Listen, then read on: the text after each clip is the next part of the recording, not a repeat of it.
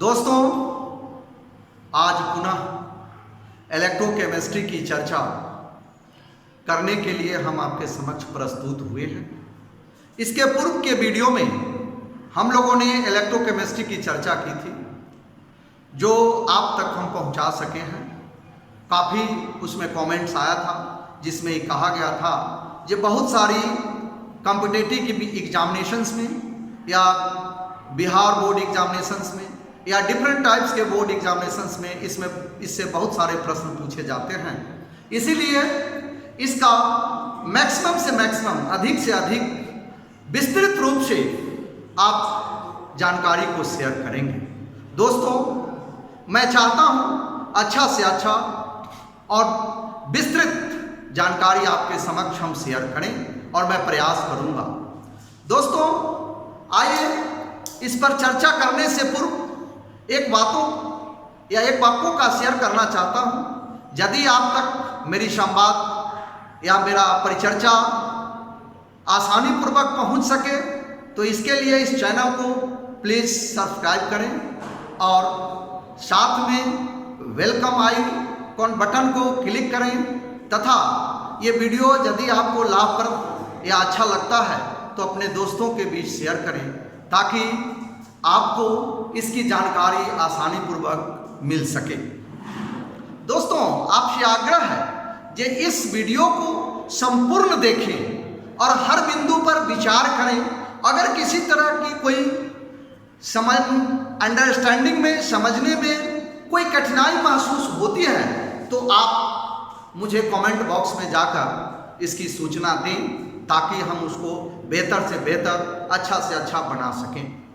दोस्तों, आपको कहना है या आपको जानकारी देना चाहता हूं,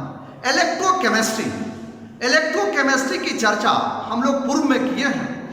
पुनः एक बार रिपीट करते हैं, इलेक्ट्रोकेमिस्ट्री कहते किसको? What is electrochemistry? इलेक्ट्रोकेमिस्ट्री में मुख्यतः वस्तुतः यही बात कही गई है, जो केमिकल एनर्जी तथा इलेक्ट्रिकल एनर्जी के बीच डायनामिक इक्विलिब्रियम होता है और दोनों के बीच अंतः परिवर्तन की क्रिया होती है। और ये अंतः परिवर्तन की क्रिया जो होती है एक डिवाइस के अंदर होता है, एक यंत्र के अंदर होता है, जिसे हम इलेक्ट्रोकेमिकल प्रतिक्रिया कहते हैं। और इलेक्ट्रोकेमिकल प्रतिक्रिया की संपन्नता जिस डिवाइस में होती है उस डिवाइस को हम इलेक्ट्रोकेमिकल सेल कहते हैं। तो आइए आज हम इलेक्ट्रोकेमिकल सेल की चर्चा करेंगे। आइए देखें, इलेक्ट्रोकेमिकल सेल, विद्युत रासायनिक सेल या बैटरी, ये क्या है?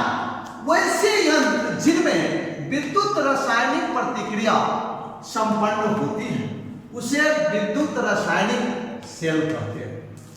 That is a device in which electrochemical reaction are carried out is called electrochemical cell।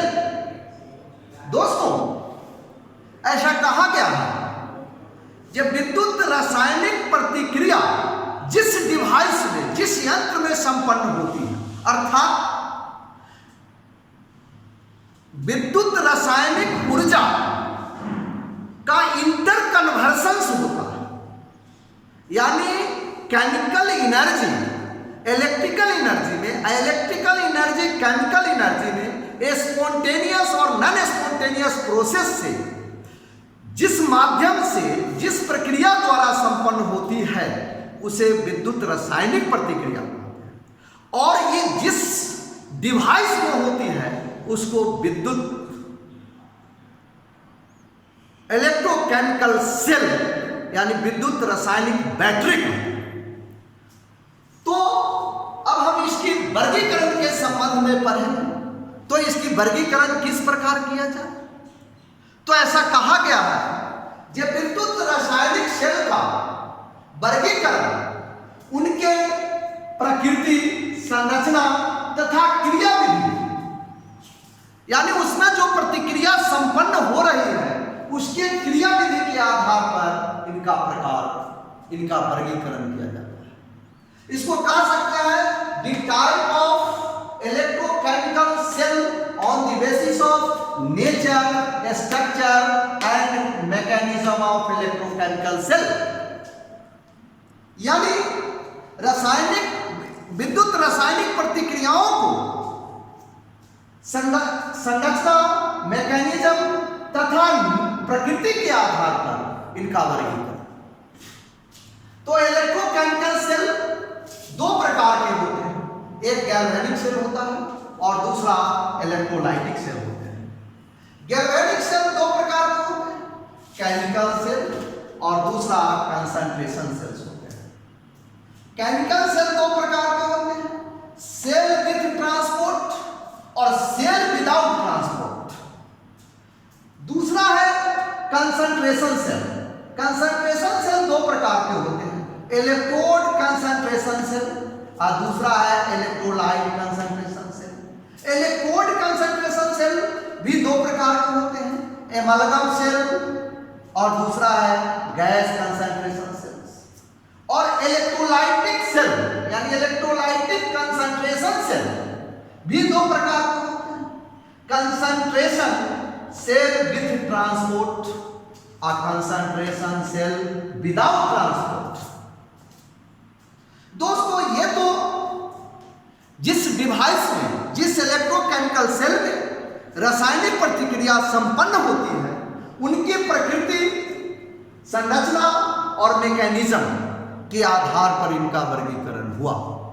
परंतु उनकी उपयोगिता, उनके यूजेज, उनके इंपॉर्टेंस के आधार पर भी सेल का वर्गीकरण किया जाता है। तो types of cell on the basis of uses या उपयोगिता के आधार पर, उपयोगिता के आधार पर सेल दो प्रकार के होते हैं, एक होता है कॉमर्शियल सेल और दूसरा होता है फ्यूअल सेल। कॉमर्शियल सेल दो प्रकार के होते हैं, एक प्राइमरी सेल और दूसरा सेकेंडरी सेल। इस डायग्राम से यह स्पष्ट होता है जो क्लासिफिकेशंस ऑफ सेल, जिसकी चर्चा हमने आपके समक्ष रखा है। अब आइए बारी बारी से हम देखेंगे और इसमें बारी बारी से चर्चा करेंगे शब्दों के संबंध में। अर्थात किसी इलेक्ट्रोकेमिकल सेल में समान या असमान इलेक्ट्रोलाइट में दो मेटलिक इलेक्ट्रोड्स इलेक्ट्रिकल कम्युनिकेशन के लिए डूबे रहते हैं, जो सेल के आंतरिक परिपथ को पूर्ण करते हैं, जबकि बाह्य परिपथ को विद्युत स्रोत या गैल्वेनोमीटर द्वारा पूर्ण होती है। दोस्तों, जैसे ही डिवाइस में, यह डिवाइस है, इस डिवाइस में यह द्रव्य भरा हुआ, इसको कहते हैं हम इलेक्ट्रोलाइट्स। इस इलेक्ट्रोलाइट्स में दो धातु के क्षार यानी मेटलिक रॉड डूबे हुए हैं और दोनों मेटलिक रॉड एक सुचालक तार द्वारा जुड़े हुए हैं। जैसे ही इस इलेक्ट्रोलाइट में, ये इलेक्ट्रोलाइट एक ही है, इसलिए ये समान इलेक्ट्रोलाइट्स का है। एक ही इलेक्ट्रोलाइट्स में दोनों रॉड डूबे हुए हैं मेटलिक, तो एक रॉड को एनोड और दूसरे रॉड को कैथोड मानते हैं और दोनों को जोड़ने के लिए एक तो इस होल के जो इलेक्ट्रोलाइट है इनके इंटरनल सर्किट को पूर्ण करते हैं तथा ये जो वायर है जिससे गैल्वेनोमीटर जो या विद्युत स्रोत को जोड़ा जाता है उसे हम एक्सटर्नल सर्किट पूर्ण होता है और जैसे ही पूर्ण होता है तो प्रतिक्रिया क्या होती है, आरंभ हो जाती है। इसी को हम इलेक्ट्रोकेमिकल सेल कहते हैं। एक बार पुनः विचार करें इसका, कि किसी इलेक्ट्रोकेमिकल सेल में समान या असमान इलेक्ट्रोलाइट, यदि एक डिवाइस में एक ही इलेक्ट्रोलाइट है तो समान कहलाए और अलग अलग डिवाइस में अलग अलग इलेक्ट्रोलाइट है तो असमान कहलाए, और एक ही इलेक्ट्रोलाइट में दो इलेक्ट्रोड्स डूबे हुए हैं, दो धातु के क्षण डूबे हुए हैं, एक एनोड और दूसरा कैथोड। ये इलेक्ट्रिकल कम्युनिकेशन के लिए डूबे हुए हैं और यांत्रिक परिपथ को पूर्ण करते हैं। अंदर की जो परिपथ है इंटरनल सर्किट को ये इलेक्ट्रोलाइट पूर्ण करते हैं और जैसे ही दोनों रड को डुबाएंगे तो इंटरनल सर्किट पूर्ण हो जाता है। अब बच गई एक्सटर्नल सर्किट। तो एक्सटर्नल सर्किट को किसी कंडक्टर वायर या गैल्वेनोमीटर या अन्य विद्युत स्रोत द्वारा जोड़ा जाता है तो एक्सटर्नल सर्किट पूरा होगा। तब ये डिवाइस काम करना शुरू कर देता है जिसको हम इलेक्ट्रोकेमिकल सेल कहते हैं। अब आइए इलेक्ट्रोकेमिकल सेल का पहला था गैल्वेनिक सेल। गैल्वेनिक सेल किसको कहते हैं? वैसे विद्युत रासायनिक सेल जिनके द्वारा रासायनिक ऊर्जा को विद्युत ऊर्जा में परिणत किया जाता है उसे गैल्वेनिक सेल कहते हैं। That is an electrochemical cell which convert chemical energy of indirect redox reaction into electrical energy spontaneously is called galvanic cell। यानी रासायनिक ऊर्जा को विद्युत ऊर्जा में रिडॉक्स प्रतिक्रिया द्वारा स्पॉन्टेनियसली यानी स्वतः प्रवृत्त अंत परिवर्तन करने की क्रिया को ही गैल्वेनिक सेल। जैसे Daniel cell, Leclanche cell, dry cell, fuel cell, it is. अब दो बैटरी आपके समक्ष रखा गया, दोनों पर एक बार पुनः विचार करें दोस्तों। यूजिंग व्हाट इलेक्ट्रोलाइट्स, ये देखा है ये एक इलेक्ट्रोलाइट्स है। इस इलेक्ट्रोलाइट्स में ये इलेक्ट्रोलाइट्स है जो एक या CuSO4 हो या ZnSO4 हो, कोई घोल ले लिया गया जिसको हम इलेक्ट्रोलाइट कहते हैं। वैसा घोल जिससे धारा प्रवाहित होती है उसे इलेक्ट्रोलाइट्स कहते हैं। तो ये इलेक्ट्रोलाइट्स ले ली और ये इलेक्ट्रोलाइट्स में दो धातु के क्षण मेटलिक रॉड को हम डुबा दिए। जैसे ही डुबाएंगे तो इनका इंटरनल सर्किट पूर्ण हो जाएगा। एक रॉड को हम एनोड कहेंगे तो दूसरे रॉड को कैथोड कहेंगे और दोनों को इलेक्ट्रोड से ही कहेंगे। एनोड माइनस होता है और कैथोड प्लस होता है। एनोड पर ऑक्सीडेशन की क्रिया होती है यानी लॉस ऑफ इलेक्ट्रॉन। इलेक्ट्रॉन यहां से निर्गत होने लगता है और निर्गत होकर के पुनः कैथोड की ओर जाता है। तो यह प्रक्रिया इस डिवाइस में शुरू होता है। तो इसमें एक इलेक्ट्रोलाइट यूज किया गया जबकि दूसरी डिवाइस आपके समक्ष है जिनमें दो इलेक्ट्रोलाइट्स, दो अलग अलग कंटेनर में दो इलेक्ट्रोलाइट्स लिए गए। जैसा कि इसमें अगर हम ZnSO4 लेते हैं तो इसमें CuSO4 लेंगे। दोनों अलग अलग इलेक्ट्रोलाइट्स हैं और दोनों में अलग अलग दो धातु के क्षार मेटलिक रॉड डुबाए गए हैं। Electrolyte first, electrolyte second. और ये इलेक्ट्रोड्स हैं, इसको एनोड है और ये इलेक्ट्रोड्स हैं जिसको कैथोड माना गया है। तो डुबाने पर ही इसका इंटरनल सर्किट पूर्ण नहीं होता क्योंकि दोनों दो पात्र में हैं और दोनों दो इलेक्ट्रोलाइट्स।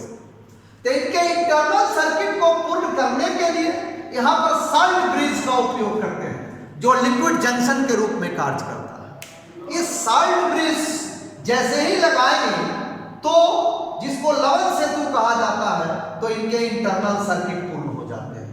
दोनों घोल को लिक्विड जंक्शन द्वारा जोड़ देता है। पुनः गैल्वेनोमीटर या अन्य विद्युत स्रोत, इलेक्ट्रिकल सोर्स या कंडक्टर वायर से जोड़ते हैं तो इसका इंटरनल सर्किट पूर्ण हो जाता है। जैसे ही इसका एक्सटर्नल और इंटरनल सर्किट पूर्ण होता है, इसमें रिडॉक्स प्रतिक्रिया शुरू हो जाती है और रिडॉक्स प्रतिक्रिया जैसे संपन्न होने लगेगी, ये डिवाइस काम करना शुरू कर देता है। तो एनोड पर ऑक्सीडेशन होती है, लॉस ऑफ इलेक्ट्रॉन होता है, तथा कैथोड पर गेन ऑफ इलेक्ट्रॉन हो रहा है। यहां से इलेक्ट्रॉन प्रवाहित होकर कैथोड की ओर जा रहा है और ये इलेक्ट्रॉन का त्याग करता है और ये इलेक्ट्रॉन का ग्रहण करता है। तो इस तरह से हम गैल्वेनिक शेल को समझा सकते हैं। आइए इसकी अब संरचना की चर्चा करेंगे, कंपोजिशंस ऑफ गैल्वेनिक सेल। दोस्तों, गैल्वेनिक सेल की संरचना पर विचार करते हैं। संरचना के आधार पर अर्थात कंपोजिशन के आधार पर गैल्वेनिक सेल के दो भाग होते हैं। एक भाग को कहा जाता है ऑक्सीडेशन हाफ शेल और दूसरे भाग को कहा जाता है रिडक्शन हाफ शेल। तो आइए हम पुनः चर्चा करें कंपोजिशन यानी संरचना। गैल्वेनिक सेल के दो पार्ट्स होते हैं जिन्हें हाफ शेल और रिडॉक्स कप्ल कहते हैं। पहला भाग होता है ऑक्सीडेशन हाफ शेल यानी ऑक्सीकरण अर्ध शेल। दूसरा होता है रिडक्शन हाफ शेल यानी अवकरण अर्ध शेल। दोस्तों, इसमें एक बहुत महत्वपूर्ण बातें हैं, बहुत महत्वपूर्ण बिंदु हैं जिस पर हम लोग चर्चा करेंगे। आवश्यक है इसकी चर्चा करना। अर्ध शेलों यानी हाफ शेल्स में इलेक्ट्रॉन्स प्रायः अपने आयनों के घोल में डूबे रहते हैं, जिससे इलेक्ट्रॉन्स अर्ध शेल के घोल तथा एक्सटर्नल सर्किट के बीच विद्युतीय संपर्क कायम रखते हैं या कायम रहते हैं। दोस्तों, कहा गया है अर्धशेलों के इलेक्ट्रोड्स प्रायः अपने आयनों में डूबे रहते हैं, जिससे इलेक्ट्रोड्स अर्धशेलों के घोल तथा एक्सटर्नल सर्किट के बीच विद्युतीय संपर्क को कायम रखते हैं या कायम रखने में कामयाब है, जिससे अर्धशेलों में होने वाली प्रतिक्रिया अर्थात रिडॉक्स रिएक्शन संपन्न होती है। अब आइए हम चर्चा करें oxidation half cell. Oxidation half cell को एनोड हाफ शेल भी कहा जाता है। ऑक्सीडेशन मीन्स होता है लॉस ऑफ इलेक्ट्रॉन। इनका इलेक्ट्रॉन्स घोल के सापेक्ष निगेटिव होता है, अर्थात ऑक्सीडेशन में इलेक्ट्रॉन का त्याग होता है। ऑक्सीडेशन में इलेक्ट्रॉन का त्याग होता है, जिनके कारण इनका इलेक्ट्रॉन्स घोल के सापेक्ष निगेटिव हो जाएगा। इसीलिए इसे निगेटिव इलेक्ट्रॉन्स भी कहा जाता है। इसे सेल डायग्राम में लेफ्ट साइड लिखा जाता है, जैसा कि यहां पर लिखा हुआ है। हम यहां पर खड़े होंगे और देखेंगे तो ये क्या है, M, और ये M यानी इलेक्ट्रॉन्स क्या किया, लॉस ऑफ इलेक्ट्रॉन, इलेक्ट्रॉन को त्याग किया तो धनायन हो जाएगी बीच में इलेक्ट्रॉन्स। इसे ऐसा भी कहा जाता है LOAN। L का मतलब होता है लेफ्ट, O का मतलब होता है ऑक्सीडेशन, A का मीनिंग होता है एनोड्स और N का मतलब होता है निगेटिव। यानी left oxidation anode negative, LOAN। अब एनोड रिएक्शन में क्रिया क्या होती है, तो एनोड रिएक्शन में ऑक्सीडेशन होता है, that means loss of electron होता है, यानी घोल के सापेक्ष या निगेटिव होता है। इसीलिए एनोड को निगेटिव कहा जाता है। इसमें जैसा कि M ये एक धातु है और N loss of electron, electron को त्याग किया, यानी इस पर एनोड रिएक्शन हुई तो ऑक्सीडेशन क्रिया हुई, जिससे एक इलेक्ट्रॉन त्याग हुआ। यदि N इलेक्ट्रॉन त्याग किया है तो N प्लस, और यहां N इलेक्ट्रॉन माइनस के रूप में है। तो ये घोल में इलेक्ट्रॉन की सांद्रता को बढ़ा देता है, इसीलिए ये निगेटिव हो जाता है। ये जो है इन सॉल्यूशन, ये इक्वल सॉल्यूशन, ये जल प्लस होता है और ये on the surface of the metal, ये धातु के सतह पर चलता है, इसीलिए एनोड निगेटिव का कार्य करने लगता है। दूसरा है कि रिडक्शन हाफ सेल, जिसको कैथोड हाफ सेल भी कहा जाता है। Reduction that means gain of electron, that is इसका इलेक्ट्रॉन्स घोल के सापेक्ष पॉजिटिव हो जाता है, इसीलिए इसे पॉजिटिव इलेक्ट्रॉन्स भी कहा जाता है। सेल डायग्राम में इसे राइट साइड लिखा जाता है, यानी दाहिनी ओर लिखा है, अर्थात Mn प्लस M, इसे R2Pc के रूप में इंडिकेट किया जाता है, डिनोट किया जाता है, right reduction positive cathodes. R2Pc का मीनिंग होता है राइट रिडक्शन पॉजिटिव कैथोड्स, यानी कैथोड पर क्या घटना होती है, कैथोड रिएक्शन यानी reduction, gain of electrons, reduction में गेन ऑफ इलेक्ट्रॉन। तो इन सॉल्यूशन घोल में Mn प्लस उपस्थित रहा और उसमें Ne माइनस यानी नंबर ऑफ इलेक्ट्रॉन्स इसमें आके ऐड हो जाते हैं, जुड़ जाते हैं, तो मेटल के सरफेस पर M प्राप्त होता है on the metal of the surface. दोस्तों ऐसा कह सकते हैं कि जो ही दोनों इलेक्ट्रोड्स को एक सुचालक तार एवं गैल्वेनोमीटर अर्थात एक्सटर्नल सर्किट, इसको कहा जाएगा कि जो ही दोनों इलेक्ट्रोड्स को के एक्सटर्नल सर्किट को पूर्ण किया जाए या एक सुचालक तार या गैल्वेनोमीटर द्वारा जोड़ा जाए, तो और एक्सटर्नल सर्किट को salt bridge that means internal circuit द्वारा हाफ सेलों को जोड़ा जाता है।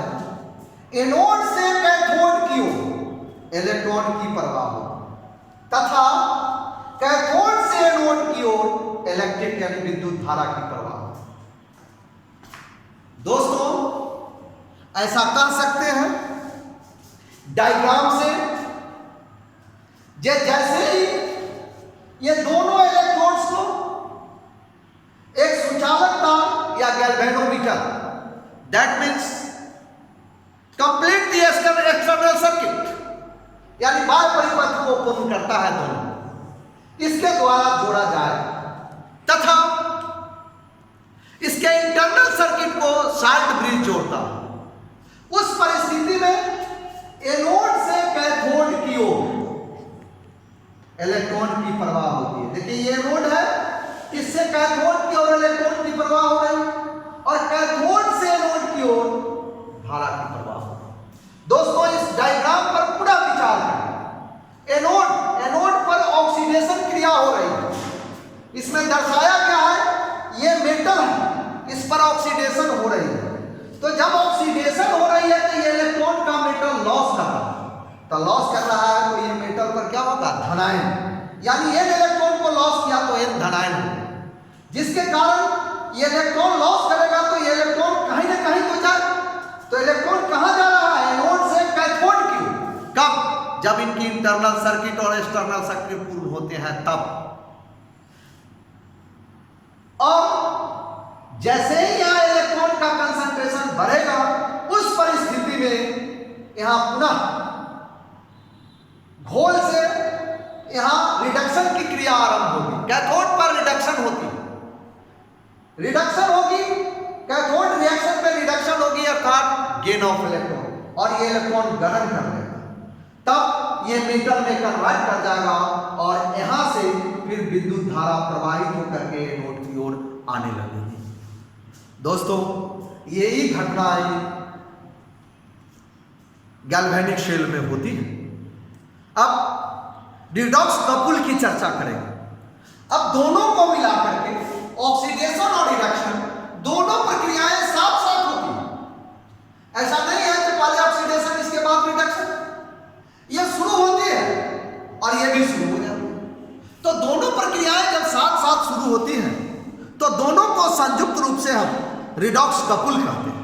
तो आइए रिडॉक्स कपुल की चर्चा करें। देखें, रिडॉक्स कपुल किसी पदार्थ के ऑक्सीकरण की अर्ध प्रतिक्रिया में ऑक्सीडाइज्ड फॉर्म यानी OX तथा रिड्यूस फॉर्म रेट दोनों ही उपस्थित रहते हैं। इन दोनों अवस्थाओं को संयुक्त रूप से रिडॉक्स कपुल कहते हैं। रिडॉक्स कपुल अर्थात ऑक्सीडेशन रिडक्शन या रिडक्शन ऑक्सीडेशन ऐसा लिखा जा सकता है। जैसे half cell reaction Cu+2 + 1 electrons, Cu in solid state, Cu+2 in liquid states का रिडॉक्स कपुल कैसे लिखा जाए? Cu+2, Cu ये लिक्विड सॉल्यूशन, ये सॉलिड स्टेट, बीच में जो ये चिन्ह है उसको इलेक्ट्रोड्स कहा जाता है। दूसरा है half cell reaction Fe+3 in equal solution +1 electron. Fe+2 क्योंकि एक इलेक्ट्रॉन को ही ग्रहण कर लिया, गेन ऑफ 1 इलेक्ट्रॉन का रिडॉक्स कपुल Fe+3Aq Fe+2Aq, क्योंकि दोनों आयन की अवस्था में हैं। जब तक दोनों आयन की अवस्था में रहेंगे तो इनका ये जलीय घोल होगा, इक्वल सॉल्यूशंस होंगे। दोस्तों, इसे हम रिडॉक्स कपुल कहते हैं। रिडॉक्स कपुल में ऑक्सीडाइज्ड फॉर्म और रिड्यूस फॉर्म दोनों होते हैं और दोनों को संयुक्त रूप से हम रिडॉक्स कपुल कहते हैं। आइए अब देखिए हम mechanism of galvanic cell. Galvanic cell की क्रिया विधि। गैल्वेनिक सेल में कौन कौन सी प्रतिक्रियाएं होती है, क्या क्रिया होती है, इनके कैसे मैकेनिज्म, तो क्या घटना होती है, इस घटनाओं से हम लोग अवगत हों। तो देखें mechanism of galvanic cell theory. Redox reaction के आधार पर गैल्वेनिक सेल का निर्माण होता है, जिसमें रिडॉक्स रिएक्शन की रासायनिक ऊर्जा मुक्त ऊर्जा परिवर्तन यानी free energy changes delta G के कमी के कारण इलेक्ट्रिकल एनर्जी में परिवर्तन होती है। दोस्तों, ऐसा कहा जा सकता है ये रासायनिक रिडॉक्स प्रतिक्रिया के आधार पर जो गैल्वेनिक सेल का निर्माण होता है उनमें रिडॉक्स रिएक्शन के द्वारा रासायनिक ऊर्जा विद्युत ऊर्जा में परिणत होती है। तो कितनी मात्रा में परिणत होगी?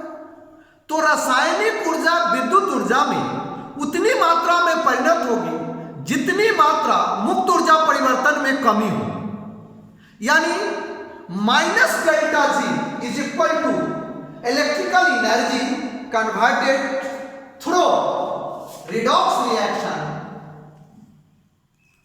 Bye chemical energy. यानी मुक्त ऊर्जा परिवर्तन में जितना कमी होगी रासायनिक ऊर्जा उतना ही विद्युत ऊर्जा में परिणत होगी। किसके द्वारा? रिडॉक्स प्रतिक्रिया के द्वारा गैल्वेनिक सेल में। दोस्तों, ऐसा कहा जाता है ये गैल्वेनिक सेल में तब तक कोई प्रतिक्रिया नहीं होगी जब तक कि उसको कोई सुचालक तार द्वारा नहीं जोड़ा जाता है, अर्थात उनका एक्सटर्नल सर्किट पूर्ण होता ही नहीं, तब तक उसमें कोई प्रतिक्रिया नहीं होगी। ज्यों ही गैल्वेनिक सेल को किसी सुचालक तार द्वारा यानी दोनों इलेक्ट्रोड्स को किसी सुचालक तार द्वारा जैसे ही जोड़ते हैं प्रतिक्रिया आरंभ हो जाती है और दोनों इलेक्ट्रोड्सों पर नियत प्रतिक्रिया होती है, जिसे हम इलेक्ट्रोड रिएक्शंस कहते हैं। इलेक्ट्रोड रिएक्शंस में एनोड रिएक्शंस भी है और कैथोड रिएक्शंस भी है। तो एनोड पर कौन सी घटनाएं होती हैं और कैथोड पर कौन सी घटनाएं होती हैं, और दोनों के बीच इलेक्ट्रॉन का ट्रांसफर होता है। एक इलेक्ट्रॉन को लॉस करता है तो दूसरे इलेक्ट्रॉन को गेन करता है। यही इसकी क्रियाविधि होती है, यही घटना होती है और यही मैकेनिज्म होता है। जैसे पुनः एक बार रिपीट करें, mechanism of galvanic cell. Galvanic cell में तब तक कोई प्रतिक्रिया नहीं होती है जब तक कि दोनों गैल्वेनिक सेल के दोनों इलेक्ट्रोड्सों को कोई सुचालक तार या कोई कंडक्टर द्वारा नहीं जोड़ा जाता है। जैसे ही दोनों इलेक्ट्रोड्सों को किसी सुचालक तार या कंडक्टर द्वारा हम जोड़ते हैं तो उस पर प्रतिक्रिया आरंभ हो जाती है एनोड और कैथोड पर, जिसमें से एक एनोड का कार्य करता है, दूसरा कैथोड का कार्य करता है। यानी एनोड पर लॉस ऑफ इलेक्ट्रॉन होता है तो कैथोड पर गेन ऑफ इलेक्ट्रॉन होता है, that is transfer of electron. इसमें संपूर्ण रूप से इलेक्ट्रॉनों का स्थानांतरण होता है। जैसा कि देखें, गैल्वेनिक सेल एनोड, इसे लेफ्ट साइड लिखा जाता है, पूर्व में ही चर्चा हुई है। दूसरा है कैथोड्स, इसे राइट साइड लिखा जाता है। ये इलेक्ट्रॉन सप्लायर होता है और दूसरा इलेक्ट्रॉन एक्सेप्टर होता है। ये देने वाला है, डोनर है।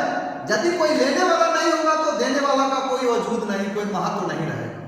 तो एनोड इलेक्ट्रॉन का सप्लाई करता है, डोनेट करता है, तथा कैथोड इलेक्ट्रॉन को एक्सेप्ट करता है, यानी गेन करता है, ग्रहण करता है। दोनों को संयुक्त रूप से हम लिख सकते हैं ट्रांसफर ऑफ इलेक्ट्रॉन, यानी इलेक्ट्रॉन का स्थानांतरण होता है। एक डोनर है, दूसरा एक्सेप्टर होता है। एनोड पर ऑक्सीडेशन की क्रिया होती है। डोनर का मतलब है लॉस ऑफ इलेक्ट्रॉन, जो इलेक्ट्रॉन को त्याग करता है, यानी ये ऑक्सीडेशन की क्रिया होती है, जबकि कैथोड पर रिडक्शन की क्रिया होती है। तो ऐसा कह सकते हैं कि cell reaction is equal to anode reaction जो कैथोड रिएक्शन, यानी रिडॉक्स रिएक्शन। एनोड रिएक्शन और कैथोड रिएक्शन को संयुक्त रूप से हम रिडॉक्स रिएक्शन कहते हैं, क्योंकि एनोड पर ऑक्सीडेशन होती है और कैथोड पर रिडक्शन होती है। तो रिडक्शन यानी रिडॉक्स रिएक्शन, ऑक्सीडेशन जो रिडक्शन, ऐसा कह सकते हैं। जैसे formation of Daniell cell on the basis of redox reaction. Redox प्रतिक्रिया के आधार पर डैनियल सेल का निर्माण होता है।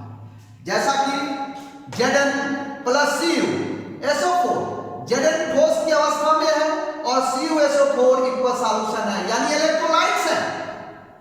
अब Zn पर ऑक्सीडेशन हो रहा है और ये loss of electron, Zn electron को त्याग कर रहा है। जिस इलेक्ट्रॉन को कौन ग्रहण कर रहा है? Cu, और Cu अपने मूल अवस्था यानी सॉलिड स्टेट में आ जाता है तथा Zn लिक्विड इक्वल सॉल्यूशन की अवस्था में ZnSO4 के साथ चला जाता है।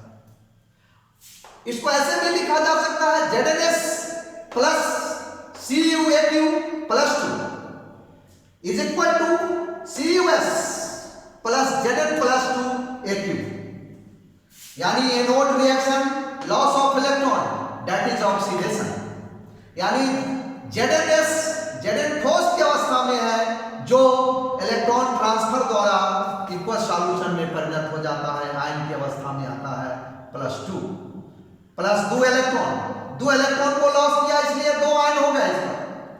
Cathode gain of electron, cathode reaction में क्या होंगे? गेन ऑफ इलेक्ट्रॉन, इलेक्ट्रॉन का ग्रहण होगा, यानी रिडक्शन हो रहे हैं। जैसा कि Cu plus 2Aq plus 2 electrons CuS ठोस की अवस्था में चले जाते हैं।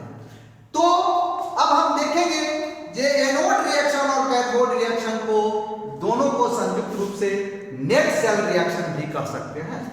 जैसा कि Zn प्लस Cu प्लस 2 ये सॉलिड स्टेट में है, ये इक्वल सॉल्यूशन में है जलीय गुण में।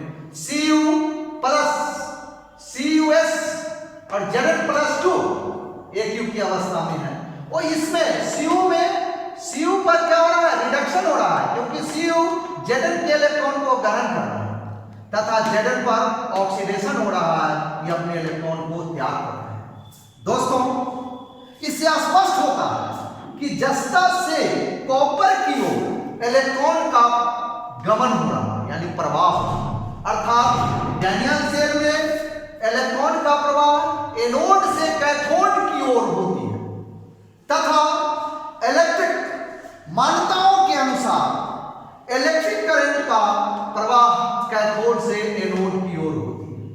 जैसा कि ये हमारी मान्यताएं हैं, ऐसा कहा जाता है, ऐसा स्पष्ट होता है जे इलेक्ट्रोड्स पर दोनों अर्ध प्रतिक्रियाएं, दोनों हाफ सेल सदैव साथ साथ होती है, संपन्न होती है, स्वतंत्र रूप से नहीं।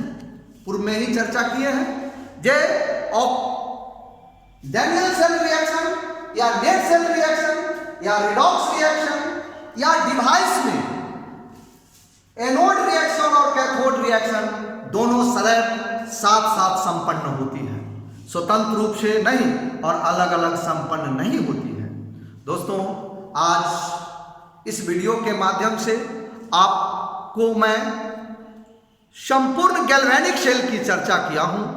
गैल्वेनिक सेल क्या है, गैल्वेनिक सेल का कंपोजिशन क्या है, इनके क्रियाविधि मैकेनिज्म क्या है, गैल्वेनिक सेल का निर्माण कैसे होता है, इस संपूर्ण वीडियो को आप एकदम बिल्कुल बगुले की भांति, बको ध्यानम, बगुले की भांति देखें तथा काक की तरह चेष्टा रख के सुनने और देखने और समझने का प्रयास करेंगे तो आप अवश्य लाभान्वित होंगे। दोस्तों, आपसे अनुरोध है और आग्रह है जे इस वीडियो को संपूर्ण देखें, तो चूंकि इससे बहुत सारे कॉम्पिटिटिव एग्जामिनेशन में बहुत सारे प्रश्न पूछे जाते हैं और हम लोगों के बीच जो कुछ संवादों का आदान प्रदान में कमियां रह जाती हैं, चूंकि हम उसको समझ नहीं पाते हैं, जो आप क्या कहना चाहते हैं और हमसे क्या चाहते हैं, दोनों के बीच कुछ कम्युनिकेशन गैप रह जाती है, जिसके कारण आप अच्छी तरह से इसको समझ नहीं पाते हैं। दोस्तों, आपसे आग्रह है कि इसको देखें और कमेंट बॉक्स में जाकर मुझे अवश्य कमेंट करें जी ये वीडियो कैसा लग रहा है आपको और किस तरह का आपको एजुकेशन से संबंधित वीडियो चाहिए। धन्यवाद दोस्तों।